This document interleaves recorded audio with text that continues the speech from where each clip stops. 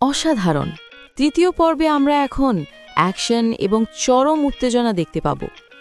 Memory চিপের তথ্য অনুযায়ী একটি মারাত্মক ষড়যন্ত্র ভেস্তে দিতে ক্যাপ্টেন আশা এবং মেজর জামানকে দ্রুত একটি মিশনে নামতে হবে। নাটক সাহসের পরীক্ষা, তৃতীয় পর্ব, দৃশ্য ৩, অপারেশন নাইটফল। চরিত্র: ক্যাপ্টেন আশা এখন ট্যাকটিক্যাল গিয়ার এবং ওয়েস্ট পরা, হাতে অস্ত্র, দ্রুত, দক্ষ এবং নির্ভীক। মেজর জামান ট্যাকটিক্যাল গিয়ার পরা, নেতৃত্ব দিচ্ছেন। দুষ্কৃতিকারী ১ এবং ২, সশস্ত্র, কালো পোশাকে। স্থান: ঢাকার একটি নির্মাণাধীন বহুতল ভবন। ভবনটি নির্জন, ভেতরে প্রচুর অন্ধকার এবং ভাঙাচলা সরঞ্জাম। সময়: রাত ২:৩০। দৃশ্যের শুরু: অন্ধকার নিয়ন্ত্রণ কক্ষ। মেমরি চিপের তথ্য দ্রুত একটি স্ক্রিনে চলছে।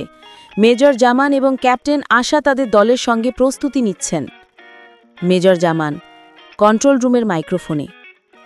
ক্যাপ্টেন আশা: রিপোর্ট অনুযায়ী ছদ্মবেশী তার দলকে এই চিপের মাধ্যমে চূড়ান্ত সংকেত পাঠাতে চেয়েছিল।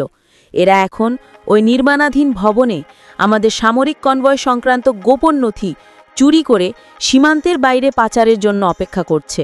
অপারেশন নাম নাইটফল। ক্যাপ্টেন আশা তার অস্ত্র চেক করতে করতে: স্যার, আমি প্রস্তুত।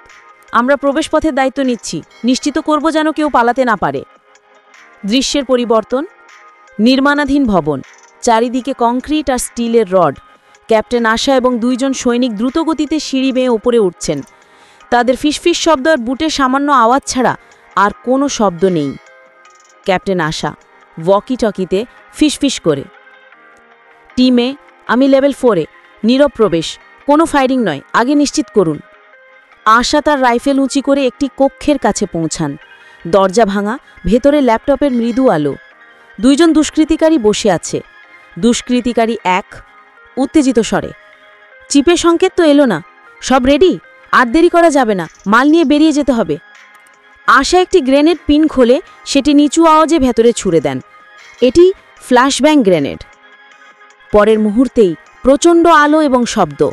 দুষ্কৃতিকারীরা চমকে গিয়ে চোখ ঢাকতে চেষ্টা করে। ক্যাপ্টেন আশা চিৎকার করে: বাংলাদেশ সেনাবাহিনী, আত্মসমর্পণ করুন। দুষ্কৃতিকারী ২ দ্রুত পালানোর চেষ্টা করে, কিন্তু আশা তার মারলিক থেকে ব্যবহার করে তাকে দ্রুত একটি টেক ডাউন করেন। দুষ্কৃতিকারী ১ তার টেবিলের নিচে লুকানো পিস্তল বের করার চেষ্টা করে। ক্যাপ্টেন আশা ক্ষিপ্র গতিতে, কঠোর কণ্ঠে: হাত ওপরে, অস্ত্র ফেলুন।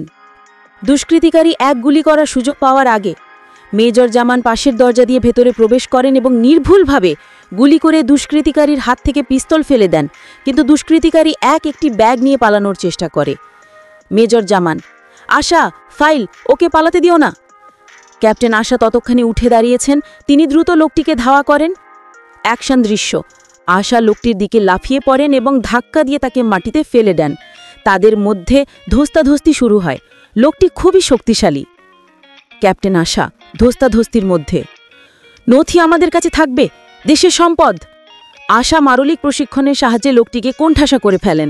তিনি একটি চূড়ান্ত মোচড় দিয়ে তার হাত থেকে ফাইল ভর্তি ব্যাগটা কেড়ে নেন এবং লোকটিকে সম্পূর্ণভাবে কাবু করেন। মেজর জামান কাছে এসে ওয়াকি টকিতে: মিশন সফল, ফাইল উদ্ধার করা হয়েছে, ২ জন দুষ্কৃতিকারী আটক।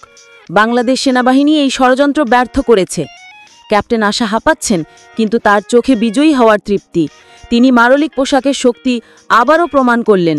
ঢাকা সুরক্ষিত। সমাপ্ত। এই অ্যাকশন প্যাকড পর্বে ক্যাপ্টেন আশা তার মারলিক প্রশিক্ষণ ব্যবহার করে দেশের একটি বড় বিপদ থেকে রক্ষা করলেন। আপনি কি চান যে আমি নাটকের এই অ্যাকশন দৃশ্যের জন্য ছবি তৈরি করে